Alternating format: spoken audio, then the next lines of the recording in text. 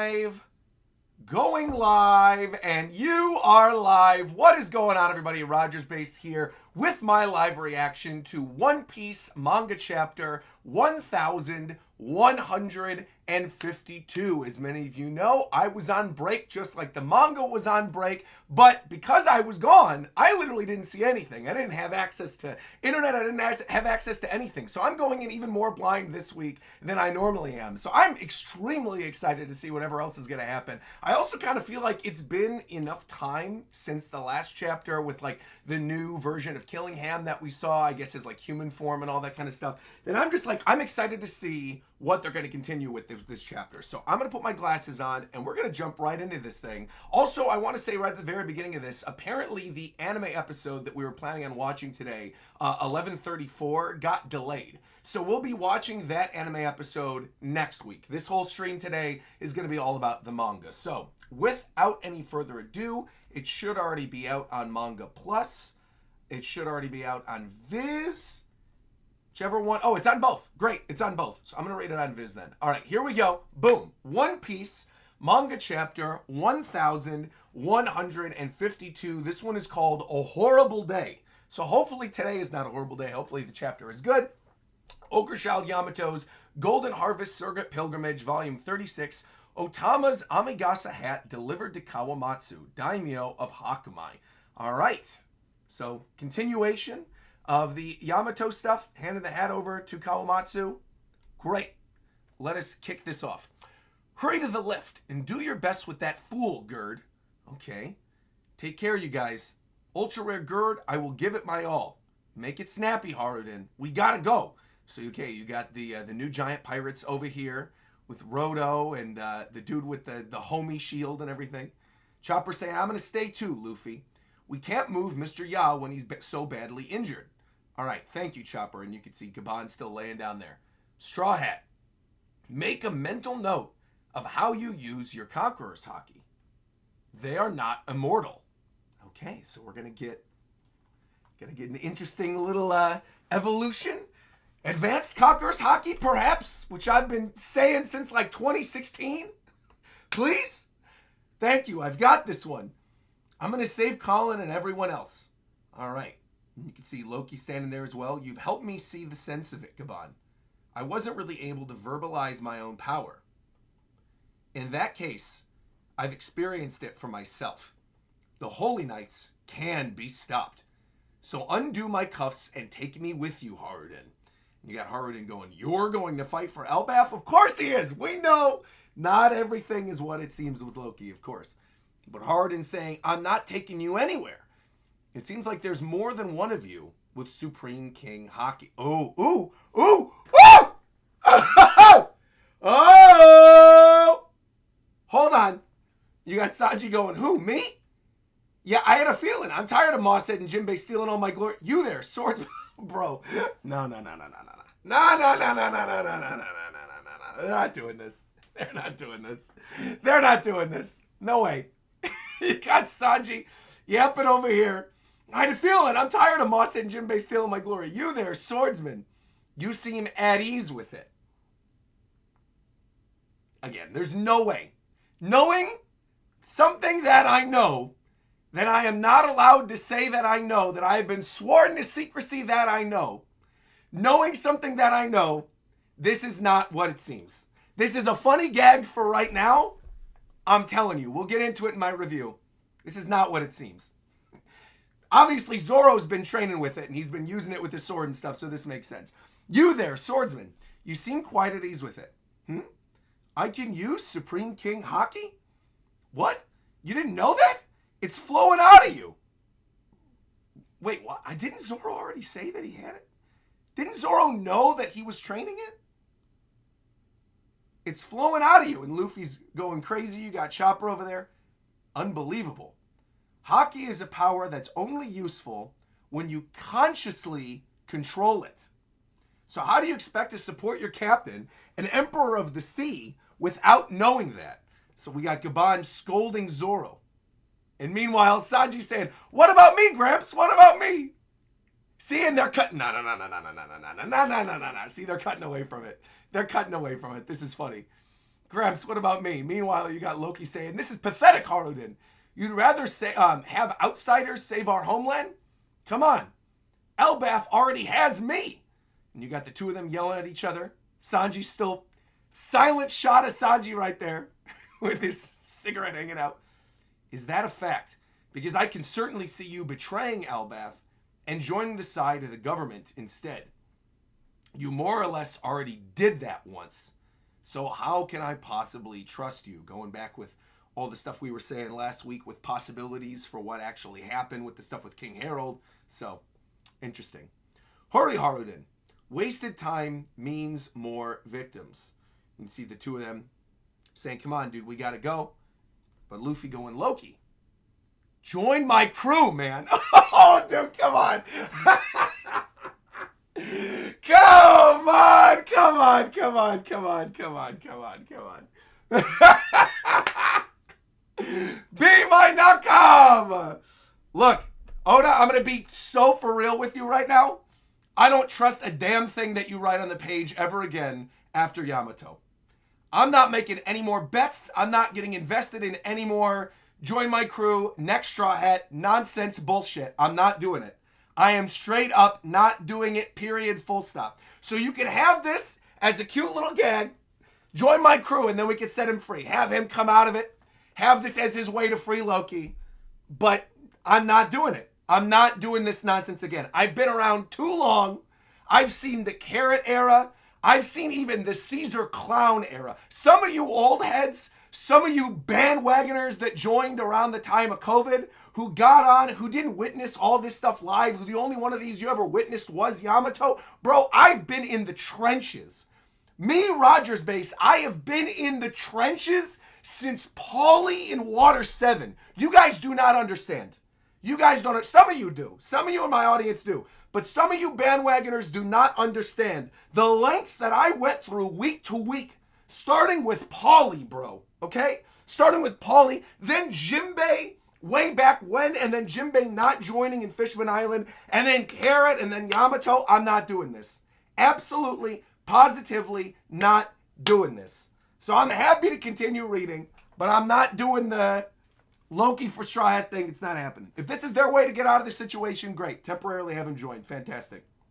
And Harden's freaking out. Because what? Harden can't say anything about that if he says you got to join my crew then. Because Harden's one of the members of the Grand Fleet.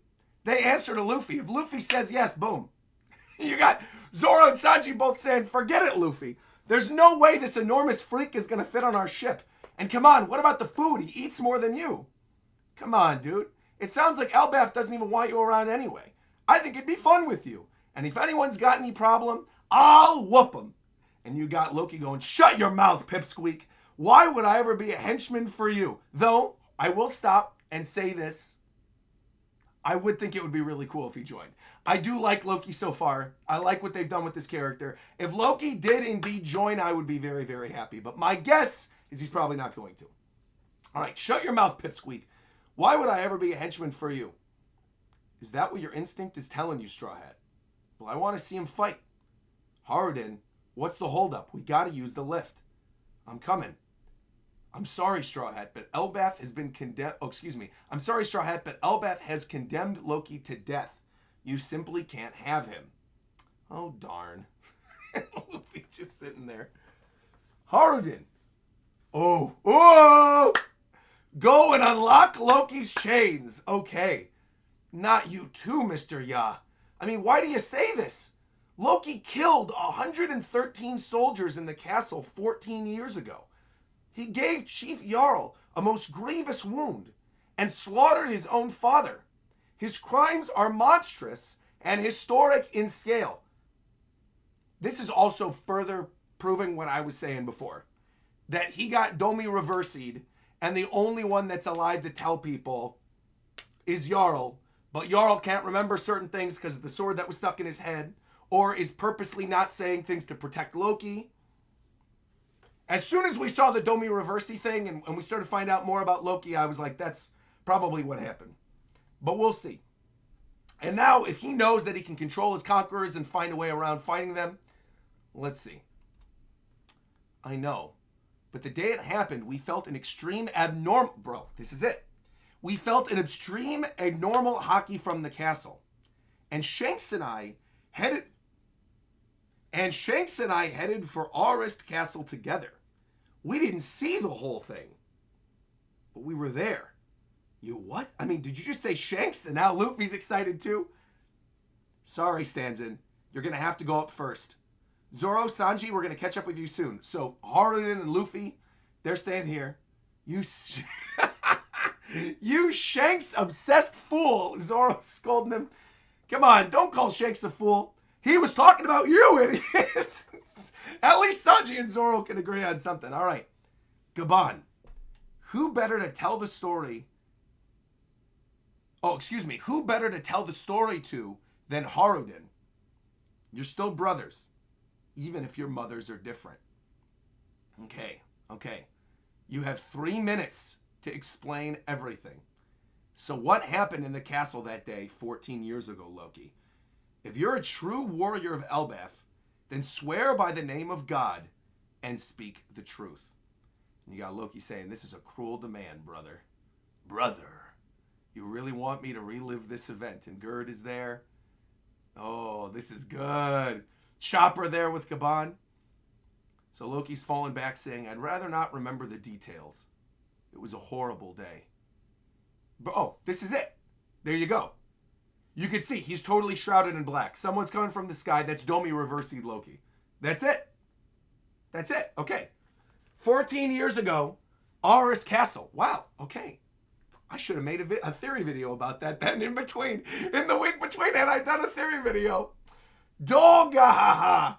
Oh no, Loki. I mean, Prince Loki has returned. Chief Jarl is here as well. All right, we're seeing the full. Here we go. He summoned you too, huh, Loki? We're family. You're looking good though, old man. Just try not to live too long, huh? You got him and Jarl. Shut your mouth. His Majesty is in the throne room. But what does he want with me anyway? I've no interest in a man who'd sell his soul to the world government. These are the people who killed rocks. If Elbaf is going in that direction, they'll make an enemy out of me. These are the people who killed rocks. Okay. So there's like rocks connections? This is cool. Lower your volume. I'm an old man now. I'd rather leave the politics to the younger folks. And that lackadaisical attitude is exactly the problem. It's how you end up with it's how you end up with peace-addicted children with no idea of how to swing a weapon. That is simply the age we live in. My granddaughter's granddaughter doesn't fight, and she's adorable. You soft old dullard, train her up some. Use some discipline. What's that ruckus? It's coming from the throne room. Chief Jarl, thank you for coming. And Loki, my prince, welcome back. You gotta say it by his title. He's like, I heard that. Just a minute. Let me check with the king. He summoned me here. This is my home after all. Just open the damn door, you clown. Stop! No violence, your highness. And you can see him stomping on the other guards. And they're all screaming, Oi, Pop! I'm back! Oh, and here we go. Oh, man, oh, man, oh, man. And you got all of them flipped. Harold, what's going on in here? And again, shrouded in black. You can see a horn popping out on one side. You got both of them screaming as the guards are stabbing into Harold. Meanwhile, back at the Sun World, Gaban's house, the view is simply enormous. This place is the absolute best, isn't it? Been a while since we shared it. Oh, he's got 2 arms. Wait, what the hell? Oh.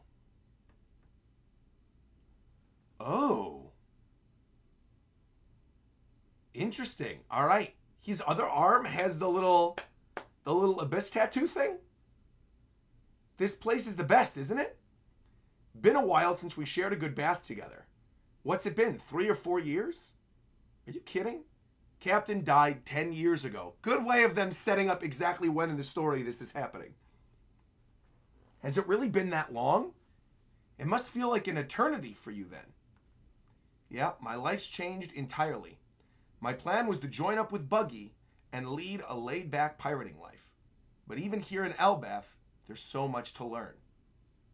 You're a child of fate, Shanks. Don't bother thinking over the tricky little details. You remember Little Garden? The island where we met Dory and Broggy? Of course I do. How does it feel, Mr. Ya? And Shanksy? We got Ripley calling him Shanksy? That scared me. Shanksy? Da! It feels great. Thanks, Ripley. I also love the look of young Gaban here. Not quite young, but still slightly younger. She seems to like it when I'm at eye level like this. I guess this is how you have to design your house if you live with a giant, huh? And you can see her sitting all the way down in the chair. Meanwhile, he's up in the bath. That's cute. I guess this is how you have to design your house, huh? I have a lingonberry tart for you. Have some wine with it if you like. Tell me stories about Mr. Ya's younger days, Shanksy. I also love this too, because depending on... I'm going to wait. I'm going to save it for my review. Remind me, I have something to say about the wine glass. Just remind me. I'm going to save it for my review. Because I want to see something else. I have stories about Mr. Ya's younger days, Shanksy. Huh? Oh, she wants stories. The tales I could tell. At every single port, at every single call, Gaban had a different... He's like, hey, let's leave this island. He said, don't talk about my exes. Oi, punk, you want to leave this island alive? And he's yanking Shanks' face like Luffy. That's cute. That's cute. That's cute. That's cute. See, Ripley wants to know, though. She wants to know what she's in for. To be fair, Ripley is very pretty. I feel like I can't imagine Gaban doing better than Ripley. Ripley, she's good. And you can see little baby Colin in her arms, too. How much about King Harold? Or, excuse me, you know much about King Harold. I don't know why I'm not able to read this morning. What's going on? You know much about King Harold. They worship him like a god here in Elbaf. I met him in Marijoa and we got along all right. But there was something we couldn't talk about in the Holy Land. So if he's back home, I would like to meet him and discuss it before it's too late. This is super interesting. This is super, super interesting. Knowing the world government ties and seeing that Shanks has the tattoo. Dude, Elbaf is great. They're throwing in a lot of good stuff in this chapter. This is like a really solid one. I guess we have been on break for a while, but man. On this day, there was a massacre in the castle, and the most beloved king in Elbaf's history, wise King Harold, perished. Huh? What's that? Let me out. Who blocked the door? Help. And they're all screaming. And you can see the sword in Chief Jarl's head right there. Still done in shadow. You see the chains coming off. Who blocked the door? And you got the other ones there. This is the treasure of Elbaf. The forbidden devil fruit. But what was it that caused people to praise him so?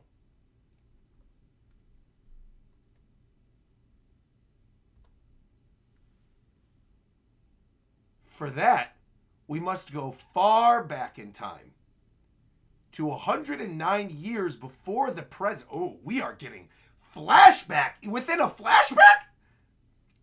Flashbackception, this is fire. For that, we must go far back in time. To 109 years before the present, when the question of what is the most frightening thing on the sea would elicit a unanimous answer. The giant pirate crew. They were widely known as the most feared figures of the day. So like Dory and Broggy and young King Harold and Oimo and Kashi. What is this? At the same time, the royal ship from the land of giants, there you go, only enhanced the fear the world had felt toward Elbaf. I hear there's a beautiful princess in the castle, so let's take a look. And for that major reason, you can see them looking over the ship. Oopsie, my foot slipped. Please don't do that, Your Majesty. King of Warland, Elbaf Island, young King Harold.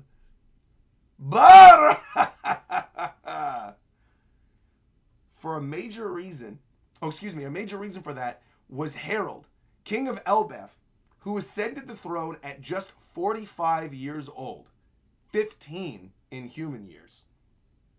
He was undeniably a low-life scumbag, and he's going, who's your god now? Slamming down in the castle, to be continued One Piece 1152 end. Wow, King at the age of 15 and saying he was an absolute jerk. So obviously Loki takes after Harold. Interesting. There is some good stuff in this chapter. This is really, really solid. I also kind of like that they're not giving us the full story review time. I like that they're not giving us the full story of what exactly happened during the first half of that flashback, where you see Loki and Jarl going into the throne room and you see them stabbing Harold. Because I feel like, again, you want to get the full picture before you understand how Shanks was involved. And because obviously this ties into the stuff with Loki being stopped by Shanks and young Gaban. Like, everything is coming together in a way that I think is really neat. And I kind of like the idea. Have we ever had this before? In which we're in the middle of a flashback and then we got another flashback to fully clarify what is going on in the flashback that we're in? I don't think this has ever happened before. I'm trying to think back. There might be like a really obvious one, but I usually feel like all the flashbacks that we've gotten, the only one that I could maybe think, but even then it happens in chronological order, is Law, right? Because Law, when we got Law, and we got the flashback with Law with like the white lead disease, and then we got the stuff afterwards with Corazon, that happens in chronological order. I feel like maybe there was one other one. I feel like also maybe Odin. But I don't remember Odin being done in this way. The way in which he's framing this does seem very refreshing and cool. Like the way they're having it where you see the action starting the flashback, then you go back, and then obviously after the Herald stuff is done, we're going to hop back in. I guess Big Mom's did a little bit as well. Big Mom's jumped around. But jumping around isn't quite the same as going into a scene, going backwards to get more information about the scene, and then popping back to the other scene.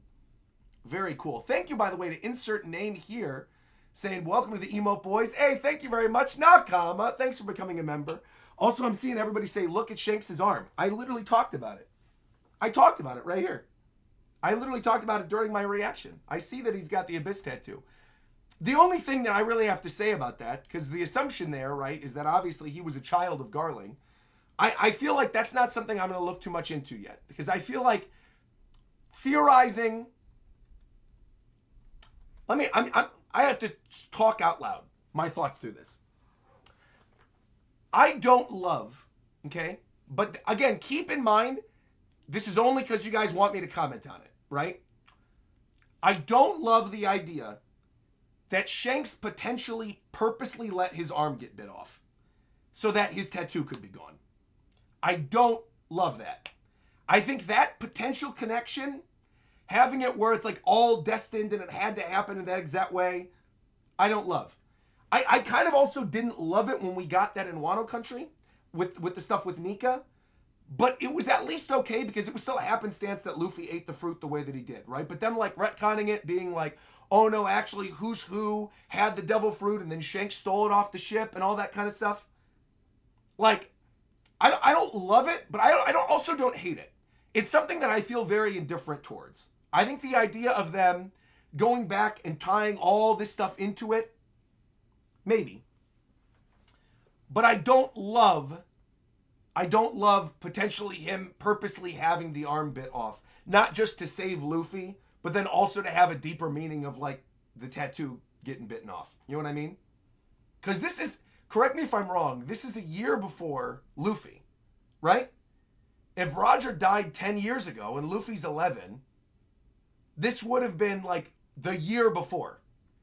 So obviously, Harold dying and Loki killing him and all the stuff we're going to find out during this flashback was 1 year before the opening of the series. This is very close to where we start everything. So the events of this arc in particular, or this flashback within this arc, I feel like is going to be very important moving into all the stuff at the end of Elbath and tying into the stuff that's happening at the beginning of the series. Technically, this is 14 years ago. Shanks stayed in Fuchsia for a year, and then Chapter 1 happens 12. Okay, so this is... Well, then it would be 2 years. right? He stayed in Fuchsia for a year, right? So it'd be 2 years. But it was a year before he got to Fuchsia Village. Correct. Yeah, correct. Oh no, Luffy, you're right. Hold on, wait. Luffy would be 5 right now. I see. Okay, well, see, this is good. I'm glad you guys are here then to correct me on my math and to correct me on the timing. This is good. Also, I think the Zoro King Haki reveal is insane. I don't think so at all. That's not insane to me. I think the thing that's more insane is what they tried to do to Sanji. But that's not insane. Anyone who's been paying attention to the series at all and talking about it in any capacity knows that Zoro had Conqueror's Haki. In fact, we have known this for so long that people spoiled me on it 2.5 years ago when it happened in Wano Country. It was a whole big thing that I got spoiled before this chapter. So that's not like an insane reveal at all to me. I think it's more insane how they're treating Sanji and making that be like a joke. And Sanji being like, I'm the one that's got it. And then all of a sudden, him just talking to Zoro. But I do think there's an interesting thing here, right? Where he brings up this whole thing. Let me go back to this. Gaban says, unbelievable Haki is a power that's only useful when you consciously control it. So how do you expect to support your captain and Emperor of the Sea without knowing that? So again, it's sort of leaking out of Zoro right now. He doesn't fully know how to understand it. I also am not particularly interested in wondering what's going on with Zoro because we still didn't get the explanation of what's going on with the Grim Reaper thing. I feel like Elbaf and Egghead and a whole discussion that I had recently on another live stream has further solidified for me that Wano, I think, genuinely is the worst arc in the series. I really do. There are so many things that were wrong with Wano Country, and so many things that were never explained, that we never got answers to, that were totally loose ends. I really genuinely believe it. I think Wano is the worst, because week to week Wano versus week to week Fishman Island even, week to week Punk Hazard, some of the other weaker arcs within the story, even Dressrosa to some extent, with the whole thing with, you need to wait 10 minutes to get Gear 4 back or whatever. I feel like pacing-wise, I don't necessarily mean reveal-wise. Wano has high highs, super high highs. But I think pacing-wise and doling out reveals and introducing new things and explaining things, when things are introduced in Elbaf, we're actually getting explanations within 10, 15 chapters. You know what I mean? Everything that's being introduced here is becoming important. All the members of the God Knights and the Celestial Dragons and all that kind of stuff, we're getting answers immediately with all this kind of stuff, which I think is great, right? I would even argue to some extent with Egghead, right? Because Egghead far exceeded expectations. You know me, I'm the one who freaked out and was like, I can't believe we're getting an Egghead timer. This is so stupid. We're going to have this big timer with Vegapunk and we're going to have to stall out stuff. And then Oda was like, no, that's all nonsense. Don't worry. Here's the stuff with the Goro saying. I loved that. Absolutely loved that. And again, I think the stuff that's happening right here is great too. But I think people are blinded by the high highs of Wano, by the Oden flashback, by Gear 5, by Roof Piece, because you're getting some of the best moments in all the post-time skip. But the actual pacing of the arc itself, truly absolute trash. And I think the worst that we've ever had in One Piece by a long mile, I feel like. Because at least with those other arcs that were a little slower or weren't necessarily giving us tons of information, they were at least somewhat self-contained. With Fishman Island or with Punk Hazard and things like that. It wasn't just outright teasing so much to come with all these other story arcs. But no, man, Elbaf is just fantastic. And again, it's the back-to-back of Egghead and Elbaf, again, is further solidifying Oda's still got it, man. He's still got it. But that brings us back to the thing I was saying with Zoro. I'm not shocked or surprised by the Zoro thing at all. Because again, we knew that he had Conqueror's Haki. This is not a new reveal. We've known this for a long time. However, once again, the one thing I will say, and I cannot say how I know this, and I cannot even tease how I know this, but I know for a fact, guaranteed, a thing about Zoro and Sanji. Direct from the source is all I can say on that. Is I know direct from the source a certain thing about Zoro and Sanji, which says to me, maybe we should be reading more into this gag. This whole like, who me? I'm tired of Zoro and Jinbei stealing my glory. All this kind of stuff. I would say maybe pay attention to that. Especially this little bit right here where it says, Gramps, what about me? This is pathetic, Haruden. You'd rather have outsiders save our homeland. And it cuts to that shot of Sanji still quietly yelling. I'm telling you, man. There's something going on here. Which is also fine. Because I've also said by the end of the series, I truly believe final matchups are we're going to have Zoro and Mihawk and we're going to have Sanji and Croc. And that Sanji will have Conqueror's Haki. He'll be consciously aware of the fact that he has it by the end of the series. I feel it very, very strongly. Very strongly. But this is still funny. I gotta imagine, though, I haven't really been, like, as in tune with the fandom or, like, you know, I don't look up stuff on Twitter anymore. I don't, like, engage in that kind of stuff anymore. But I have to imagine Twitter went insane for that panel. The Sanji and Zoro thing. I'm sure people went absolutely nuts for that. Being like, oh my God, another L for Sanji. Oh, can you believe this? Sanji's such trash. Like, why do they keep doing this to him? The anime's been doing it a lot recently, too. Also, you guys are saying, yep, you already know how power scalers are. Absolutely. Yeah, but again, Gaban's got it and Rayleigh's got it. So that says to me, if Zoro and Sanji are the wings of the Pirate King the same way that Gaban and Rayleigh were, of course Sanji's going to get it. It just makes sense. But again, Sanji, as we got even within this chapter, Sanji is very similar to Gaban. When you had this moment that like Gaban's a ladies' man, right? Gaban eventually ends up with Ripley, but that whole thing where Shanks is like, oh, I can tell you some stories about Gaban's youth, and Gaban's like, shut your mouth, where he's like, he had a different lady every week. He was always flirting with people. Like, obviously that's very much Sanji, right? Sanji's a total flirt, falling for every girl in the story. He has Pudding back on Whole Cake Island. He's got Viola on Dressrosa. He's got options, you know?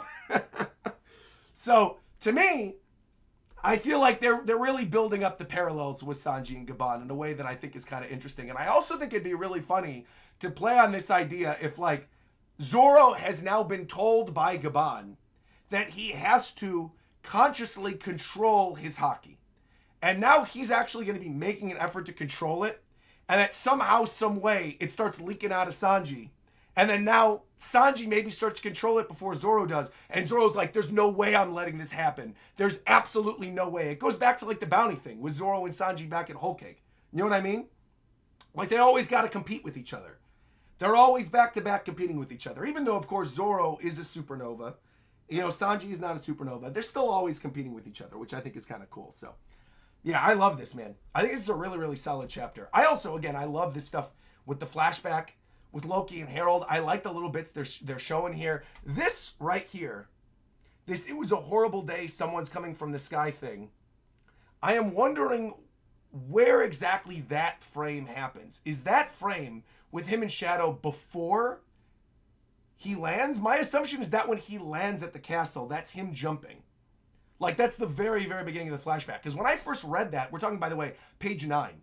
When I first read that panel where it says something's coming from the sky and he's coming down, I thought that was him Domi reversing later on in the flashback. But it's not.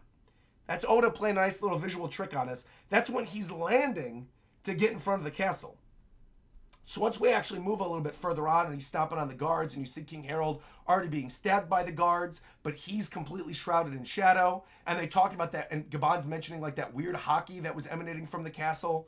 And then now we're getting this thing right here with Shanks and with Gaban. Like, we know, based on what happened with Gunko, that you can be controlled by Imu, right? Gunko is not Imu, but Imu controls Gunko, potentially remotely via the Abyss tattoo thing. So maybe, because we know Shamrock and Shanks have got to be around the same age. They're twins, after all. I'm wondering if Shamrock was present during this and is the one who sort of inflicted the Domi Reversi in the same way that Gunko was able to, with Imu taking control of him. And maybe having seen that, realizes he needs to get rid of the tattoo, because maybe the tattoo is the key to being taken over by Imu. I'm not really sure. I think it's more likely that Harold was Domi Reversied, not Loki. Oh, absolutely. Yeah, once we're I mean, clear as day. Right. I was thrown off by the shadow thing and the thing with Loki. No, for sure. I mean, it is Harold the one that was Domi Reversied. And then Loki was probably the one to stop him. And then as soon as he stopped him and he was crying over it or whatever, Shanks is like, what are you doing? And then stops him. And then ties him up. He probably did. He probably killed his father in Domi Reversi form. Man. Man, oh man, oh man, oh man, oh man. Man. Yeah, this is good stuff. But again, a lot of the stuff with the tattoo, I feel like the things that people are talking about with this chapter, my assumption are probably the Abyss tattoo from Shanks and the Conqueror's thing with Zoro and Sanji. But really the thing that I'm most interested in is this flashback within a flashback with Harold. Getting 109 years before the present, there is so much story potential there. Because that's pre-Roger era, even. There's a lot of good stuff that could be filled out via this. I am just super excited to see where the story is going to go here with Harold, other characters that we're potentially going to see. I feel like this flashback is really going to reveal a lot of information. I love this, man. Dude. There's even the artwork in this scene where he's destroying this castle and that you can clearly see that Loki's taken after him. This could also, this could be a really good opportunity to get Brooke stuff. Totally. Because how many years? Let me see. Hold on. Brooke. Let me see. Brooke is 90. No, but he died at 38. And he's technically 88 when he debuts, and he's 90 now. So no, Brooke isn't even born yet. This is still even pre-Brooke. That's how far back we're going. This is a really interesting time period to be entering. We are going back to a time in which Brooke has still not been born for another 19 years. Pre-Brooke. We're 19 years pre-Brooke right now. And there's no break next week. That's fantastic, man. I love this. Also, we may also see how Loki gets the devil fruit. I think they were trying to take it from Harold in that scene. I don't doubt that. Maybe we could meet Rox in this flashback. Well, we don't know how old Rox is, do we? Let me look. I don't think we do.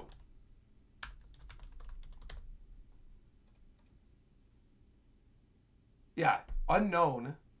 We know he's dead, but he's unknown.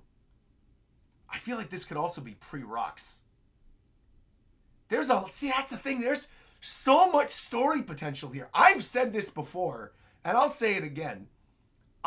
Rather than getting a sequel series to One Piece, would much, much, much rather have a prequel series at the end of everything that fleshes out more of these time periods. Because there's just a lot of cool story potential there, characters they can introduce. It's great. Yeah, I love this. I love this. Also, people are saying, reminder about the wine glass. Thank you. What I was going to mention, the thing with the wine glass, I was going to mention the first time that we saw Shanks with Whitebeard. Remember he has that giant sake cup? He's drinking out of that really huge one, and I'm almost wondering if that comes from Elbeth. That was what I wanted to mention specifically. Remember when he had that, like, right when he walks up to Whitebeard, and he's holding it with one hand, and he throws the thing down? It's just a minor thing. It doesn't really mean that much, potentially, in the grand scheme of things. But I feel like that might be where I got it from. Yeah. We could also get past events like the current Rockyport incident as well, but Rockyport was way after. Rockyport was way after this. Again, this is 109 pre the actual series. Yeah. Dang. Really? Really, really good one. Even the little gags with Ripley and Gaban I thought were great in this one. Shanks, yeah, overall, fantastic chapter, man. And then I think I said my piece about the join my crew thing with Loki. I don't really feel like I'm going to go too much more into that. I feel like for me personally, as much as I would like it, like I'm not anti-joining, like Loki joining. I'm not anti-anybody joining the crew at this point. I really am not. But I do feel like if Loki joined after everything that happened with Yamato and Wano, again, that's going to retroactively make Wano even worse to me. That just is, like, ridiculous. Because Loki has no, like, job in the crew that he can have. We know Jinbei had experience as a helmsman. We saw it in flashbacks before. The scribe thing could have very much happened with Yamato. But this is just ridiculous. Again, I understand what Luffy's trying to do. Because Luffy, by saying, you can join my crew, and then we can take him with, overrides what Haruden is saying. But even then, Haruden said, I'm sorry, Elbaf's condemned him to death, you can't have him. And Luffy's like, oh well. So we'll see. But I also don't think he's going to join. I think he very well may come with us in the same way that Kinemon did, and Momonosuke did, and Carrot did. Right? We had lots of semi-Straw Hats over the course of the post-time skip era. But we never really had a new Straw Hat post-time skip. Because Jinbei, realistically, Jinbei was a pre-time skip character. Like, Jinbei joins in Wano, right? He's offered again at the end of Whole Cake Island, says he's going to join their crew. But this dates back even to Fishman Island when he says, I want you to join. And realistically, Jinbei was acting like a crewmate pre-time skip. He was already acting like one. So I consider Jinbei still, despite the fact that he joined post-time skip, I still consider him a pre-time skip crew member, if that makes sense. So we haven't really gotten one of like the Carrot, Loki, Yamato type. So, yeah. I think the only one, and I stand by this, the only one I think could still join by the end of the series is Vivi. Because again, Vivi is a pre-time skip Straw Hat. Vivi was with the Straw Hats pre-time skip. But I'd be cool with Straw Hat Loki. I mean, that would be a fun thing to have a giant on the crew. I think that'd be interesting to have someone this strong. But I also think all the people that were then complaining about Yamato being too strong, and then if you're somebody who was complaining about Yamato being too strong, but now you're excited to see Loki, like, what's going on in your brain? There's a disconnect there. You know what I mean? That doesn't make any sense. But either way, I think this is a really solid chapter. This is very good. And again, it further proves Elbaf is just, it's been a fantastic arc. I like the way they're setting everything up. Yeah, I really do. Well, real quick, I'm going to read the super chats that we got, because we got a couple of them. And actually, you know what? Oh, before we do that, I actually want to showcase the thumbnail this week. Let me showcase the thumbnail before we do all of that. Here we go. Let me see. Open this up. James, what did you do this week? Let's see. James, thumbnail. Let me see. Oh, I forgot you uploaded two. That's right. So for those of you who don't already know this, whenever there's a break week, James does a retro thumbnail for me. So we actually have two thumbnail reveals this week. This is going to be cool. Check this out. Boom. Oh, hold on. Wait, give me a second. Boom. Wait, hold on. Wait a minute. What's going on here? Oh, I see, because it wasn't at the right. There we go. There we go. There we go. Wait, what's happening here? Hello? What's happening here? Why is this so big? Wait, let me adjust this. Hold on, everybody. Real quick. See, now the technical difficulties scene is making sense. Here we go. We're going to open this up a little more. There we go. Burst that up there. Put that back underneath there. There we go. Frame it. Okay. First off, he did two of these this week. This is his reveal for 11:52. Wait a minute. Now I lost my my mouse. Where's my mouse? See, I just hooked up a new monitor, and so I'm screwing stuff up. Here we go. This is the new one. This is a goofy little Luffy with Loki. This is the one for this week, going into this flashback. Hey, why don't you join my crew, buddy? I actually think this is a smart idea to do this, James, because I do think this is something that's going to get a lot of discussion. Get a load of this guy. That's very cute. Very, very cute. I like even the border around Luffy on this to make it look almost like a sticker. Like, where it looks like a little bit of a gag. That's very cute. Hey, get a load of this guy Loki joining my crew. Very cute. I love that. So this is our thumbnail for 11:52, which I really, really like. And then, also, what's this? I think I'm going to draw what? What did James just say? I think I'm going to draw... I think he was saying something that I missed it in the chat.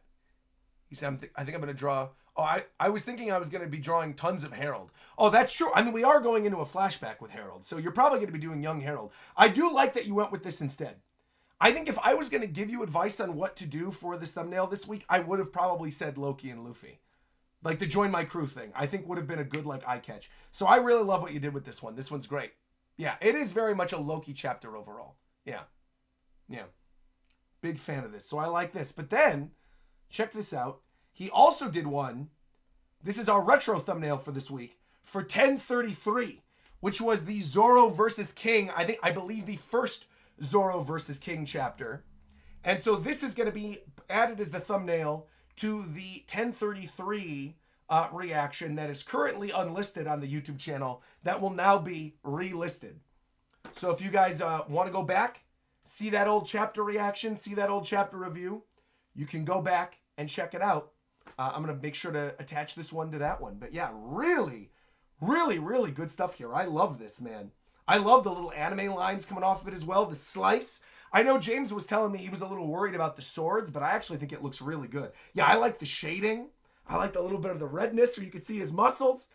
It's looking cool, dude. Also, the timing for this is kind of perfect, considering this is around the time when Zoro first used Conqueror's Haki, and now it's been officially said by Gaban. I didn't even really consider that, but you're totally right. That's cool. Yeah, you're really right there. I like that. Man. Oh, that is cool stuff, dude. Beautiful, beautiful, beautiful work, James. Really, really nice job. 1033. Wow. Wow, wow, wow, wow, wow. Good job. Good job on both of them, James. Obviously, you guys have seen the one from 1051. You've seen the one from 1050. Both of these are gorgeous as well. But I love this one. You did a really good job. I like the difference in art style on this one too. I don't know what you did with the background, but however you made that, it's like a little bit like a watercolor mixed with the little sticker look. I think it looks really cute. I'm a fan. Well done, James. Good work. As always, as per usual. Well done, well done, well done. Well, I'm going to hop back real quick to the Just Chatting screen. And I'm going to look at some of these super chats and some of these Nakama questions and see what people are saying about this chapter.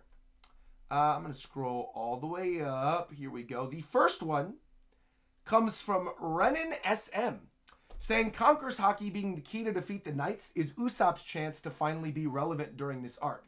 In Wano, Usopp tricked Kaido's minions into believing he had Conquerors, and so far, all of Usopp's lies have become true. I mean, I've been on this train for years at this point. I've been saying that I genuinely believe that Usopp will get Conqueror's Haki at some point. Or unlock it within himself. I just think it kind of makes sense with the story with Yasopp, the brave warrior of the sea thing. We already know that he's got observation Haki. So yeah, I'm not against that. Again, though, I don't want to get my expectations too high for Usopp doing too much. Because I feel like with what's happening in the story right now, Usopp isn't really super duper relevant. You know, like all this stuff with Loki and with Harold. I think it's going to take something else happening for us to get to the moment in which I think Usopp can unlock it. But yeah. Also, salute to James. He goes crazy. Absolutely, dude. James does a great job. Every single week, James does a great job. Let me see. Stefan Dog said, are you worried that we aren't getting enough Straw Hat moments at this point in the series? Not really. Because I think if I'm being honest, I kind of like have resigned myself to the fact, basically since Dressrosa and since the crew got split up, that we're not really going to be getting that many more of them going into series end. That there's going to be little highlights here and there, but not every Straw Hat is going to get a moment to shine in every story arc. And I just kind of like have resigned myself to the fact that that's how it's going to be moving forward. Because there's just too much stuff. There's too many other characters to involve, too many other big storylines, too many other plot lines to take care of. Yeah, but I'm not really bothered by it. I'm not really worried or bothered by it. It's more like, you know, the characters will get their moment to shine when they get their moment to shine, right? We had the stuff with Robin a couple weeks ago. We got the stuff with Chopper last week. Usopp, I'm sure, will get another moment at some point. But, yeah. You know, I'm not worried about it, though. I'm not. Where's the next one? This one comes from Black Blur, who says, an important reminder, Shanks has the scar over his eye during the flashback as well, meaning that Blackbeard knows how to injure an immortal or regenerating being potentially. Well,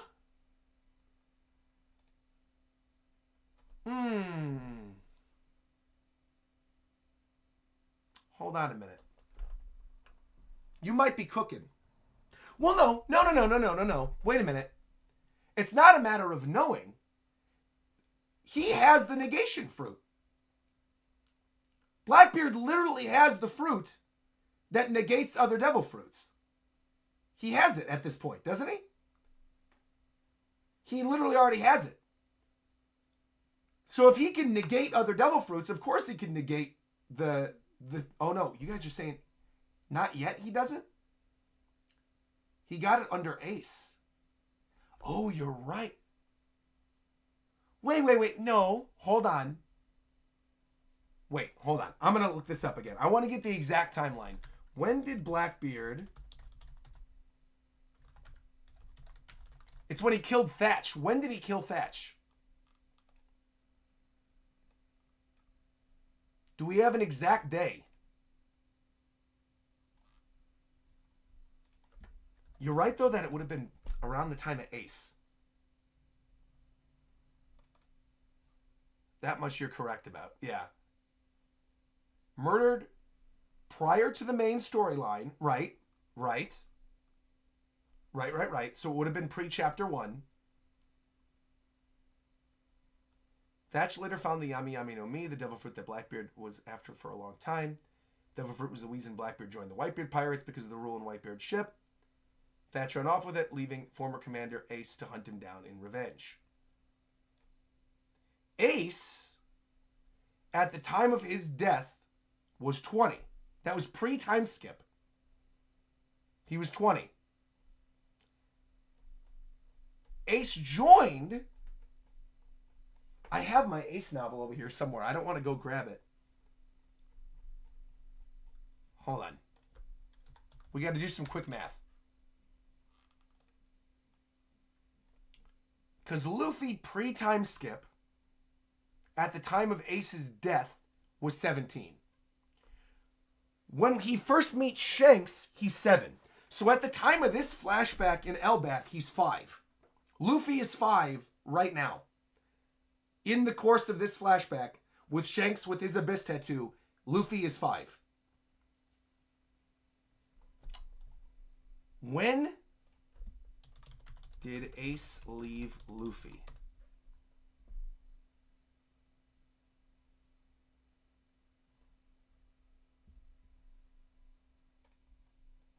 Because let's see, Ace...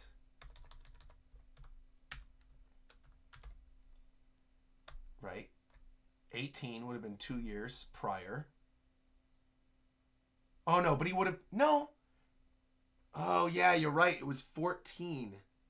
He became a pirate when he was 17. It was 3 years before the start.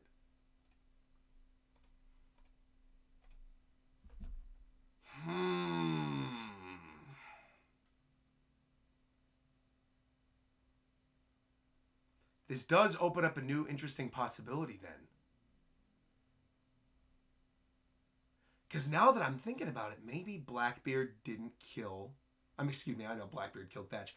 But maybe he didn't give Shanks the scar. Maybe it wasn't Blackbeard. Maybe it was Rox.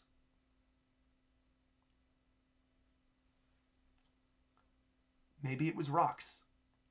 How? No, but it couldn't have been. It couldn't have been, because Rox dies... Hold on. See, the thing that's hard about this is we don't have exact dates for a lot of these major moments. Hold on. Rox One Piece. I'm going to type this up again.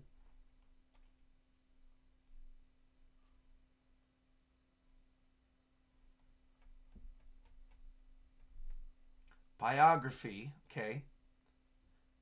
According to Sengoku, Rox is no longer alive, although how and when he died is unspecified. So it wasn't during God Valley.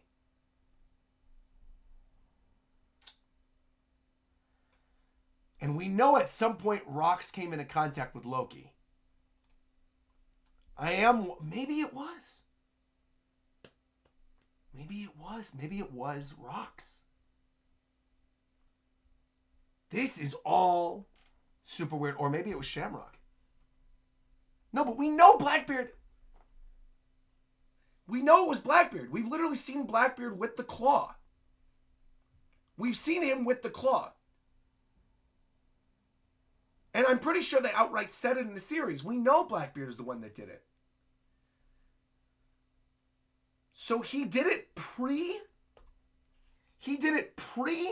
Devil Fruit. Huh. He's got to have some crazy type of Haki then.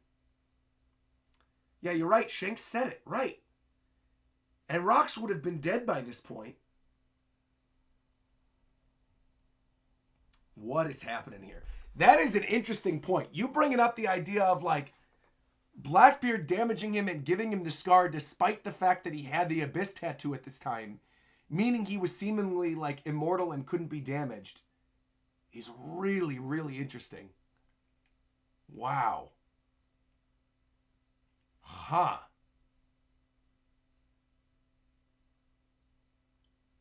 I'm going to have to think on that one.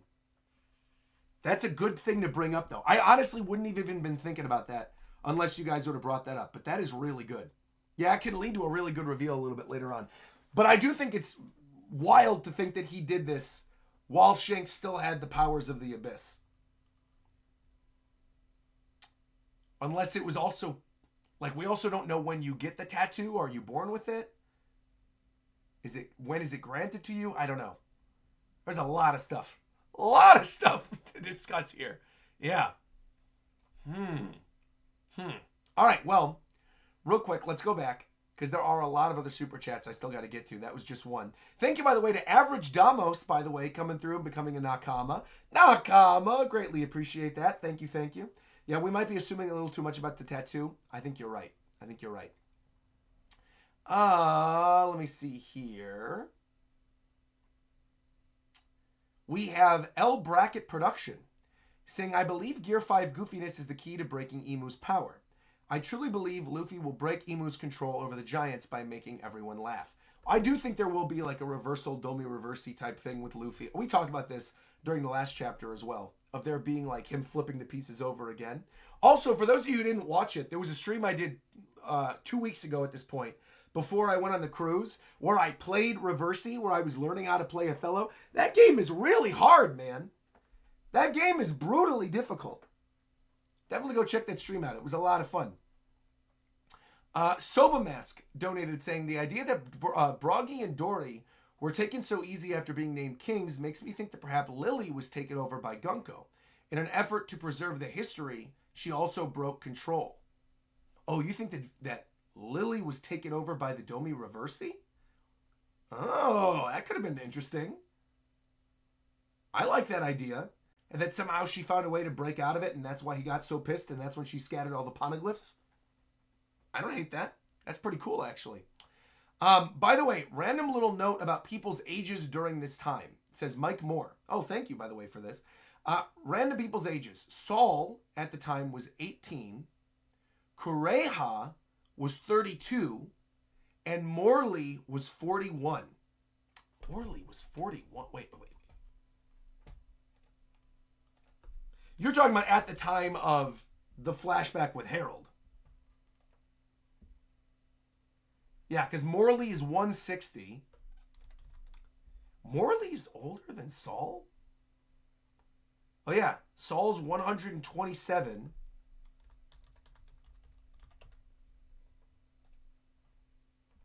And Kureha's 141. Dang, man. Kureha's 32 at the time of this flashback with Harold. Wow, it's going to be cool to maybe see like a kid Saul, though, walking around in this. That'll be kind of neat. Wow, that's cool. Thanks for bringing that up. Wow.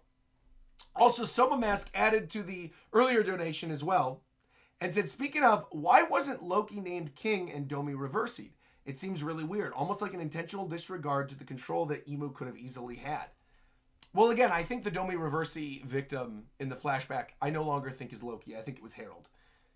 I think I was thrown off by that little first panel where he's landing there, but then afterwards, when you're getting the help, you're seeing King Jarl, you're seeing all these other attacks. We already know that was his sword. We know that was Harold's sword. We know eventually Loki just had to kill him and put him down. This right here, though, this treasure of Elbaf, forbidden devil fruit thing, my assumption is we are going to see Loki eat it and then use that to stop Harold.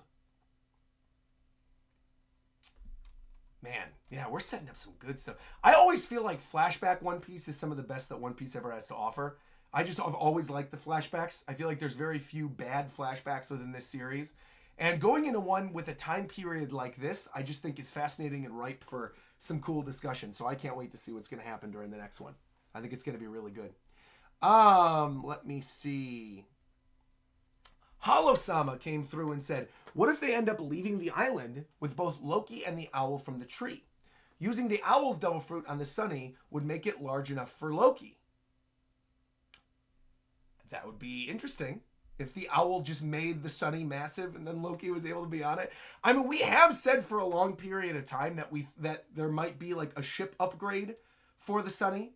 I think we even had that discussion during the chapter in which Biblio was first introduced. Because we had the whole discussion of like what counts as material that can grow or shrink.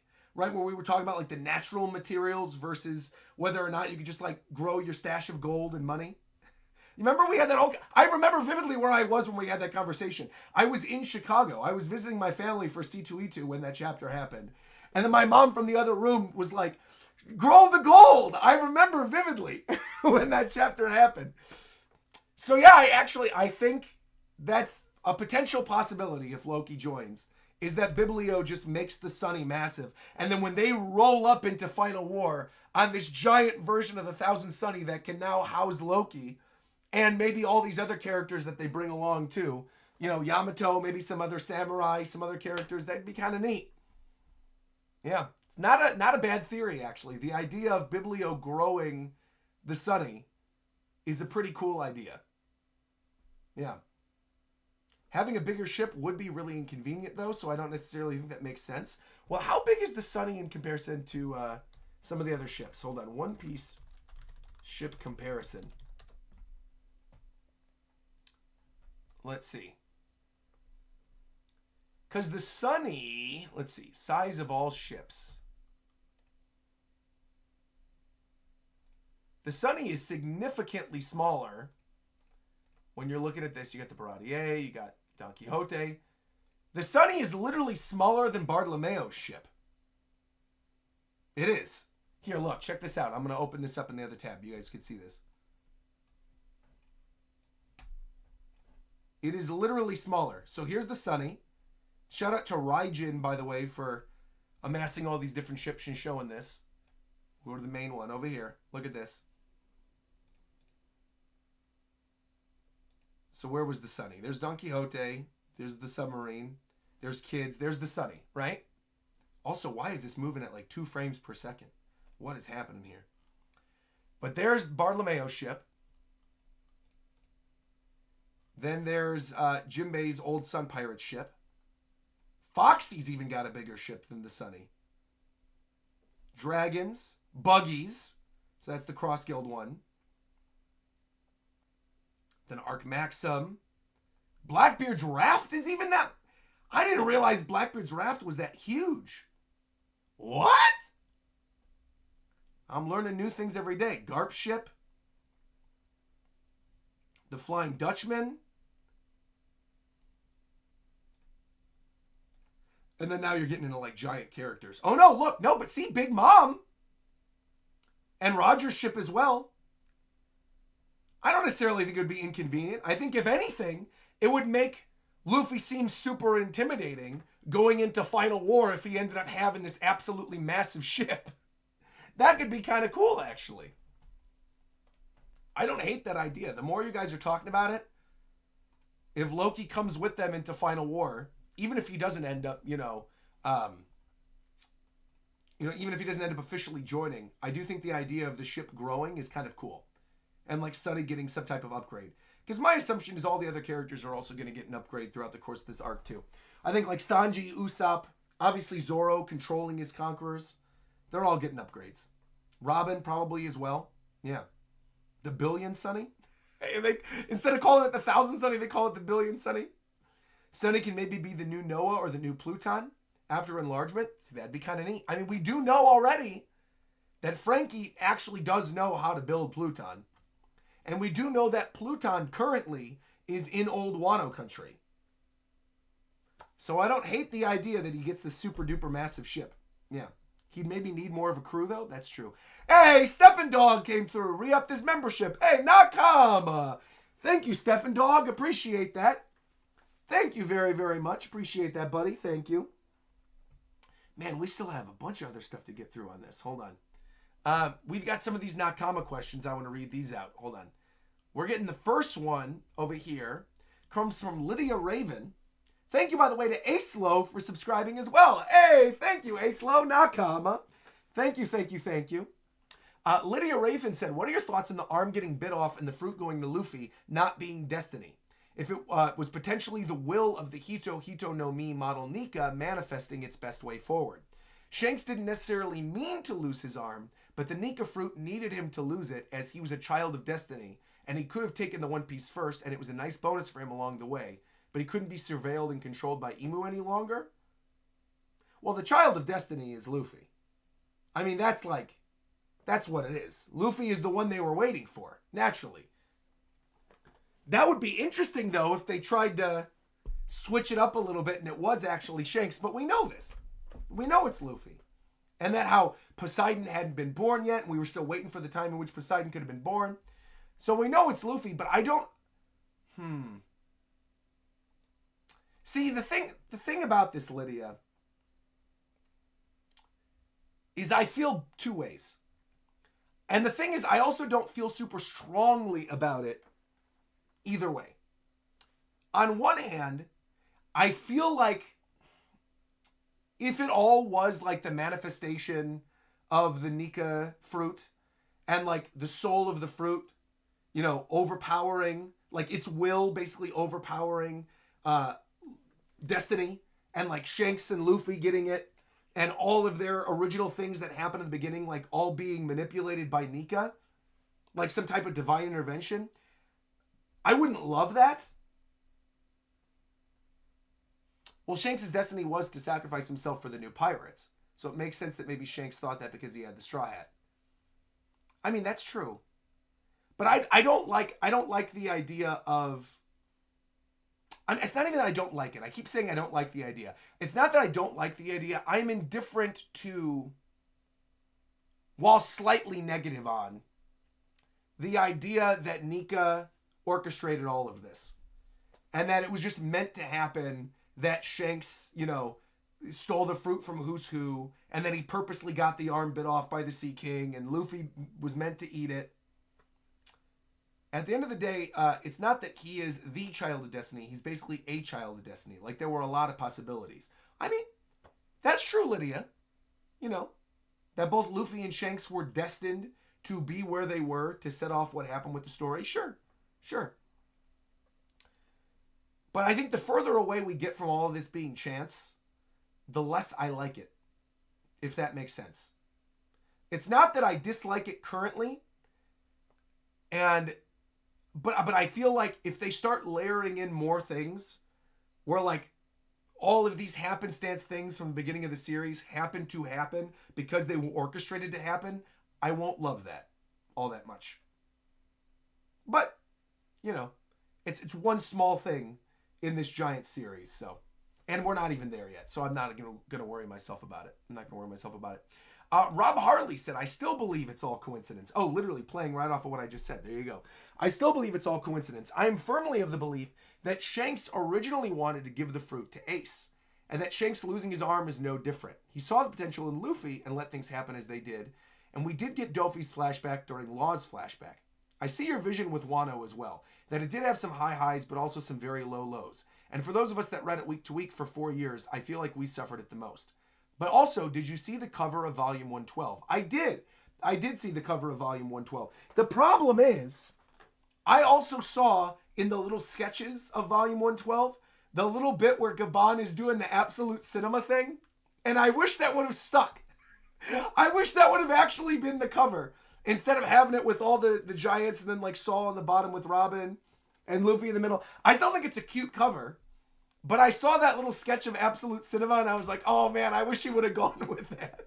Because Gaban on the front cover going like this with all the giants around him would have been super funny. I would have been a big fan of that. But yeah, I think it's cool the way it is too. I got no problems with it. But I did think that was super cute. Let's see. Where's this other one coming from? Let's open this up. This next one. Oh, this is also coming from Clax, who's saying, I have no strong feelings on the reveal of Shanks' mark on his arm, nor how it relates to losing his arm. I really just need to see more on where it's leading. I've been saying it since day one that Wano's pacing was... everyone... I love that. Everybody in my Nakama questions is just focused on what I said about Wano earlier. It says, granted, maybe it's handled better in the anime, but I haven't seen Wano in the anime, but I never felt it was as good as diehard fans said it was.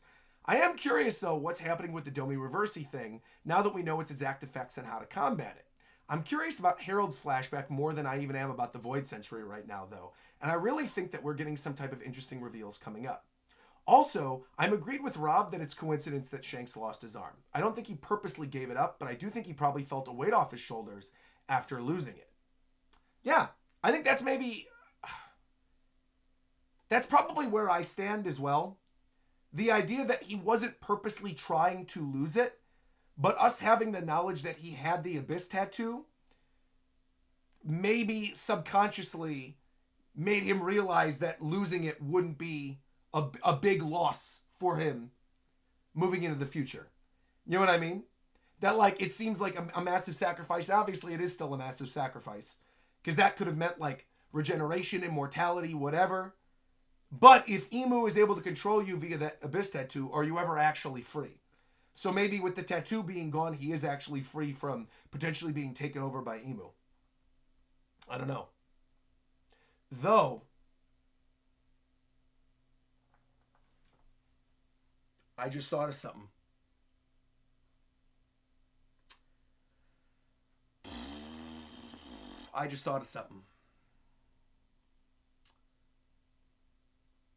Do we know for certain that you need the tattoo to be controlled by Emu? Or is there always a piece of Emu and the Abyss within you moving forward that can somehow be taken over at will? Now, obviously, he can't regenerate because his arm is permanently gone. And he obviously has the scar on his face as well. So we know that too. But is there potential at some point, now that we've seen Dory and Bragi taken over by it and Harold potentially being taken over by it, is there potential for a weakened Shanks in Final War to be Domi Reversi'd, and that's how we get a Shanks versus Luffy fight? And that we get like Domi Reversi'd red hair pirates versus the Straw Hats. Because I've always thought that by end of series, I don't think we're necessarily getting a full-on fight with the red hair pirates, because I don't think they're really against each other in any way. But I almost wonder if that would be their way to make it happen, is if Emu during Final War Domi Reversi's the red hair pirates, and that the Straw Hats have to fight them. I don't necessarily think that people with Conquerors can be flipped. There's a lot of things going sideways if that can happen. Yeah, I mean, I don't know, man. I don't know. I think there's potential. And especially with the tattoo gone, I think there's potential. But I don't think the red-haired pirates can be Domi Reversi. I feel like Shamrock and the True Holy Knights are supposed to be the red hair stand-ins. Maybe. I honestly feel like it'd be a bit of a cop-out unless it's done really well. I also do really like the idea that, yeah, Shamrock being there could also be like the stand-in for a potential Shanks fight, right? If the two of them are somewhat on an even playing field. Only difference is basically Shanks with the Abyss tattoo is Shamrock. Be kind of crazy, man. A Davy back would be a real test for friendship in Luffy, though. I think that would be kind of cool. I just don't know if we really have time for that now. With the pace at which things are moving and Emu being directly involved in the story now and us having seen the Goro say in Egghead Island, I don't really know if the possibility is there to have time for a full-on Davy back with the Red Hair Pirates before we enter Final War. I don't think there's time. Yeah. King Waffle also came through saying, apologies if this is a repeat of your review portion. I'm at work during the stream, but I want to give my 2 cents on this week's chapter. Sanji fans are in absolute shambles this week. It seems like Oda turned him getting conquerors into a gag, which doesn't necessarily bode well for him.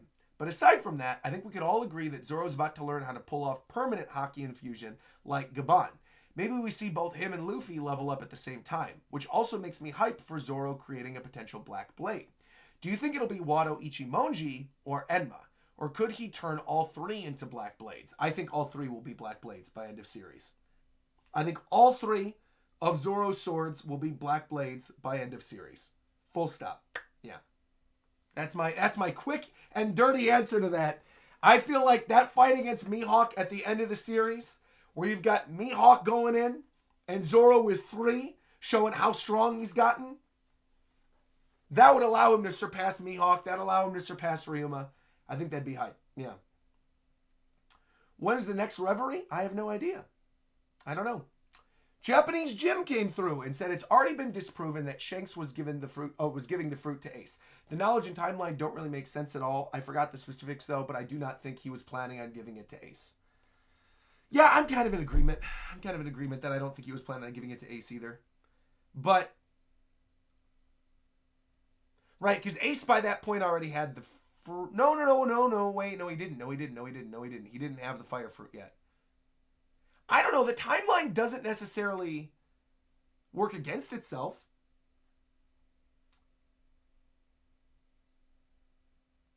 Ace is 20 at the time of death. He's 3 years older. Set out to seize.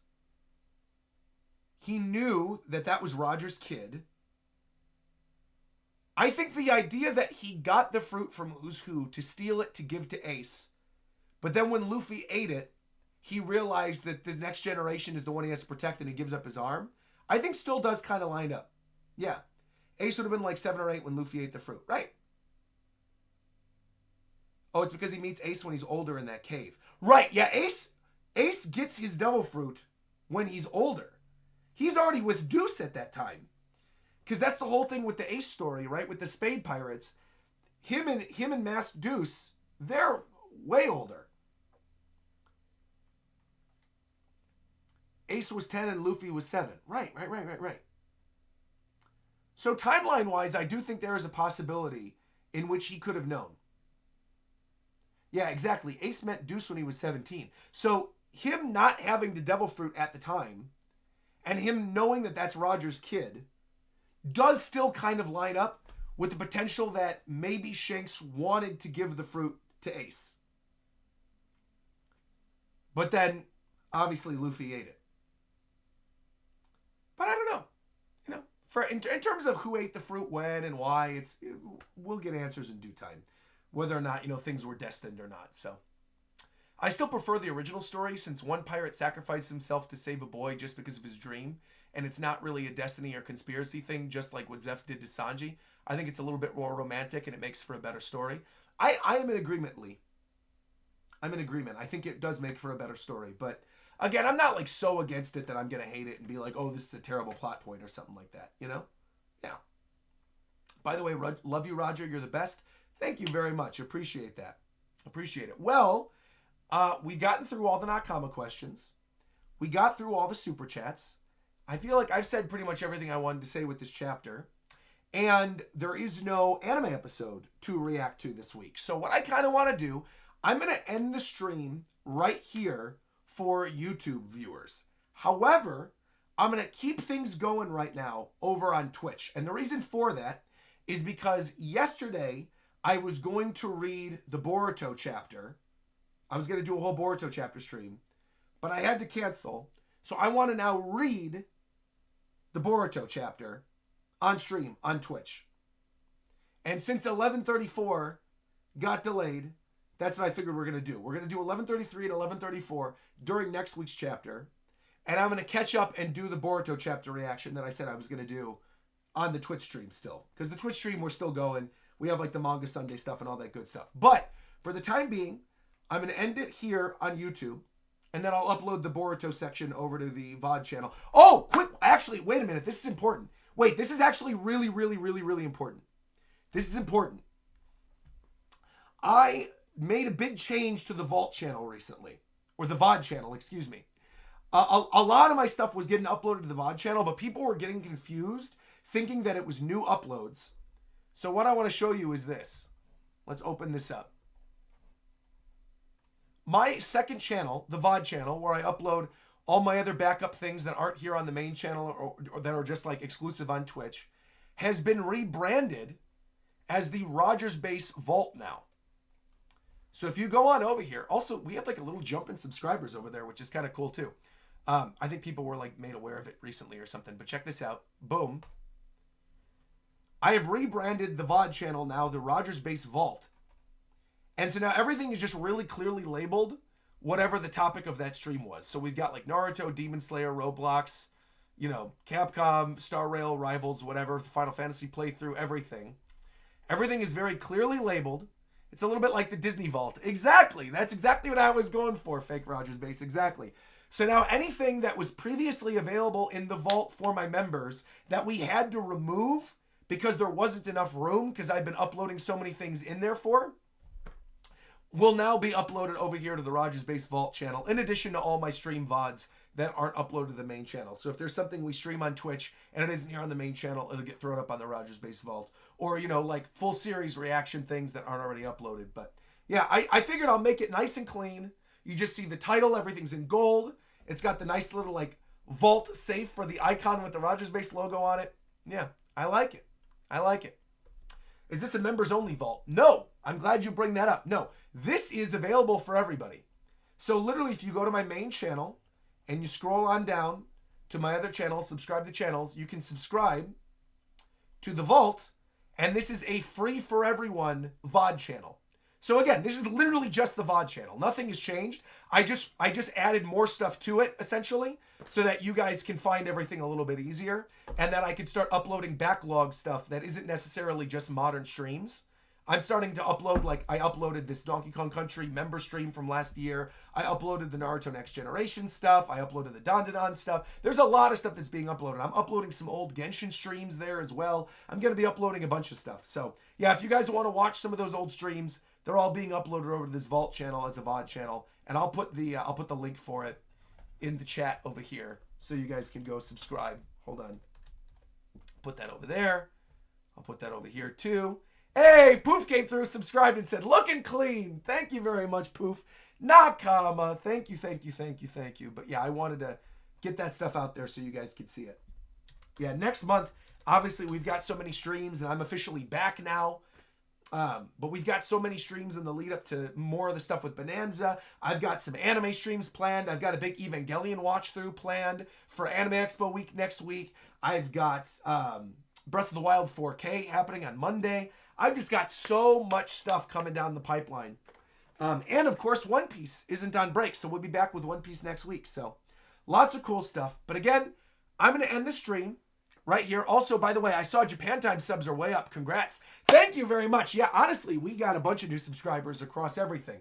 I'm at 571,000 on the main channel. We got like 15K over on the Japan Time channel. We've got like 12,000 over at the VOD channel. You guys are absolutely killing it. You're absolutely killing it. So thank you for all the support. Thank you for all the love. And what should we leave as the VOD comment for this week? What should I have people comment for the VOD this week? I'm going to have the comment. I want everybody, this will be fun.